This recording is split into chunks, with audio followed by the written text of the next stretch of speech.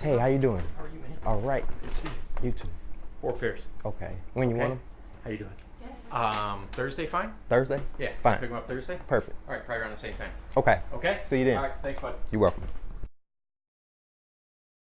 Actually, it was never a dream job. I never even knew about this until I was in my 20s. But I always wanted to be like just a business owner, entrepreneur. It didn't matter what. Now, I did do shoes as a kid, so, I would do everybody's shoes in the neighborhood, gather them up and get my little toothbrush. But I come from, down a way where we had a lot of sports and just outdoor activities. So, I love basketball and football. Just a basic kid. How long have you been doing this for Here, like, maybe like 7 or 8 years. And then I had like 7 or 8 years down at the original spot, right down the street.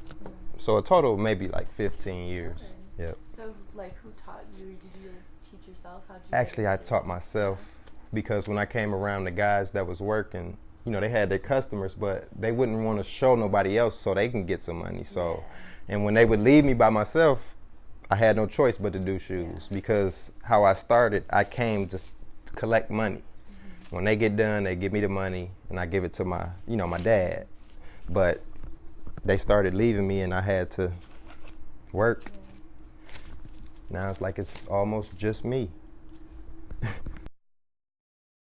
Yes, I was born and raised here. I was raised down in Southwest Detroit.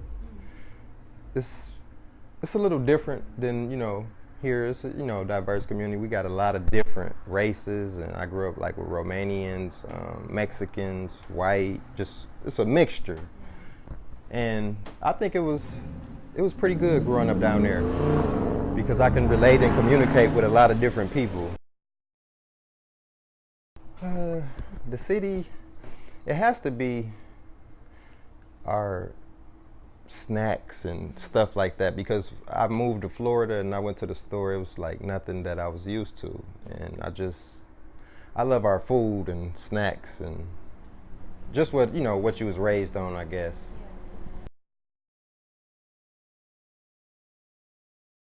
It's a great place to come and visit and, it's a lot of stuff that you can learn. It's a lot of history in the city and a lot of people always put it down because of the crime, but that's an issue with some of the people, not the city.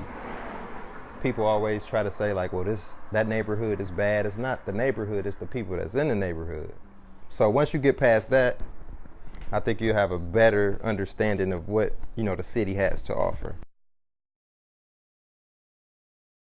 Future Detroit, I believe it's going to go back to how it used to be, where it's a mixture of people. Because like when I moved out of Southwest and started moving around the rest of the city, it was basically like 95% all blacks. The whites had moved out, back in the day when it was Coleman Young was here and they had like problems going on with across 8 Mile and it was like a lot of controversy. But now I think it's headed back how it should be, where people can live together and just, build up.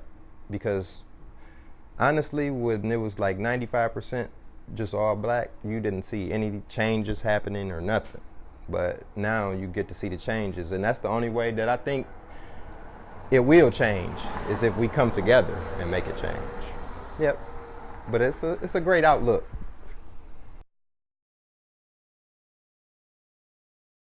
Over here? That's awesome. Like I've been seeing that for the last 3 or 4 years, and I met like 4 or 5 different groups of girls and, all nice. And the project itself, I seen it come from like a abandoned house looking ready to fall, and you guys put a lot of work in and it's awesome. I like it. Are you planning on, after everything's like pretty much done here, are you planning on living upstairs? No, I thought about that at one time, but who knows? That would be a great idea. Take it back to how it used to be, where people stayed at their businesses. I mean, that's how you get, your profits all the way up. You don't have to worry about closing early or running late. I mean, it's nice to get away. Yeah, it'll be a good look. Yeah.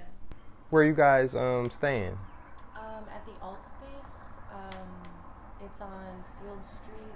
Do you know Reggie Flowers? Is it a taller guy? Yeah. Okay. Yeah, super tall. Yeah. Yep. Once you said the name, it kind of rung a bell. I think that's where the other crew, they was over there too. Yeah. Yeah, that's where they had some kind of bonfire or something in the backyard. They invited me to. Y'all had one too?